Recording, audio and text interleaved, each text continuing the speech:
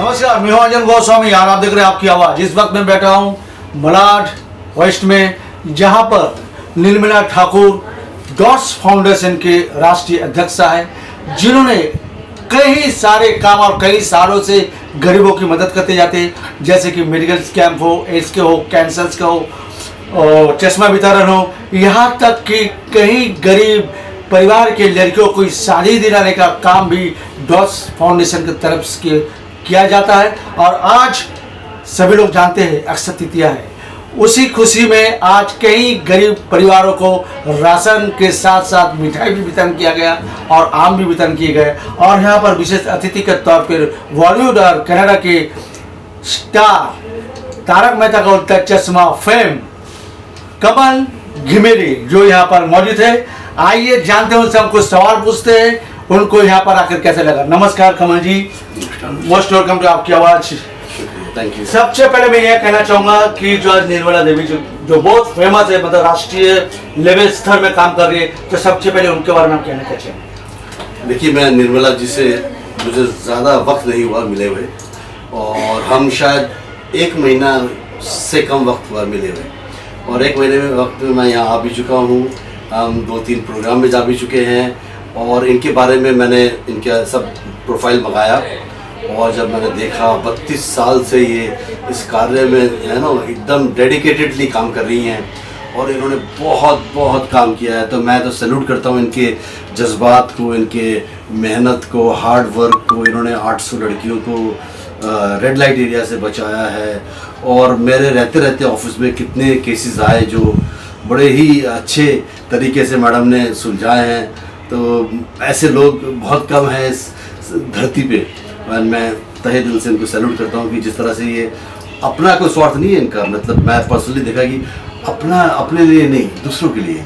जो अभी आज मेरे को बुलाया तो मैं तो बहुत खुशी हुई कि मैं एड्स एंड कैंसर, HIV और कैंसर पेशेंट्स को मैं ये अन्न वितरण करने की कोशिश कर रहा हूँ, और मैं बहुत तहे दिल से शुक्रिया अदा करता हूँ कि उन्होंने मुझे एज अ चीफ गेस्ट बुलाया, और मेरे हाथों से गरीब लोगों को बांटा। बहुत खुशी होता है दिल से। Thank you very much madam, मुझे बुलाने के लिए।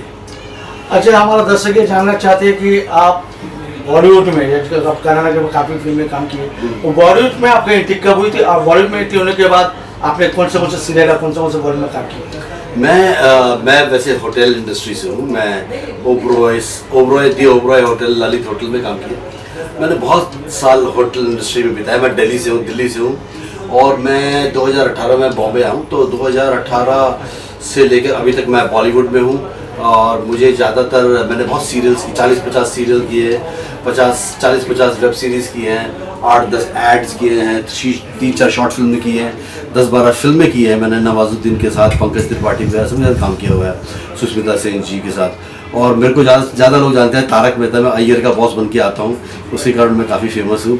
और रही बात कन्नड़ा में, 2015 से मैंने कन्नड़ा फिल्मों में काम किया है। कन्नड़ा में मैं मेरे गाने, मेरे 250 मिलियन व्यू हैं कन्नड़ा में। मेरे 5 फिल्में की हैं मैंने, एक गाना है जो 100 मिलियन व्यू है।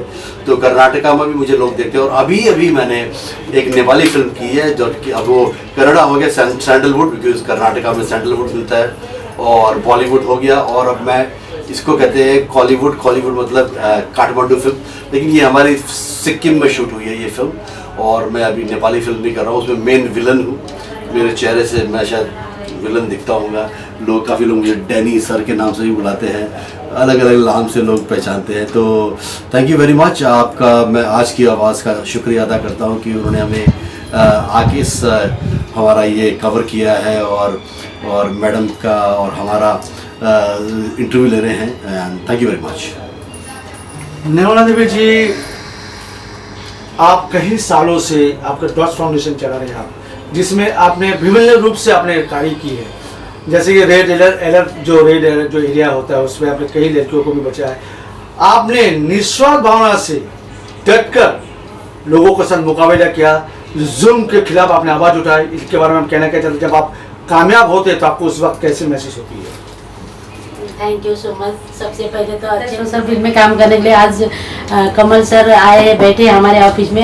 मैं अपने आप को बहुत सौभाग्य समझती हूँ, और आप लोगों का भी सपोर्ट है। मुझे बस पता पता नहीं, अच्छा लगता है काम करने में। बस थैंक यू सो मच। अगर सोचे आप जिस तरह से काम कर रहे हैं, अगर अगर आपको एमएलए या सांसद के रूप में देखना चाहे तो क्या आप चुनाव लड़ने के लिए तैयार रहेंगे?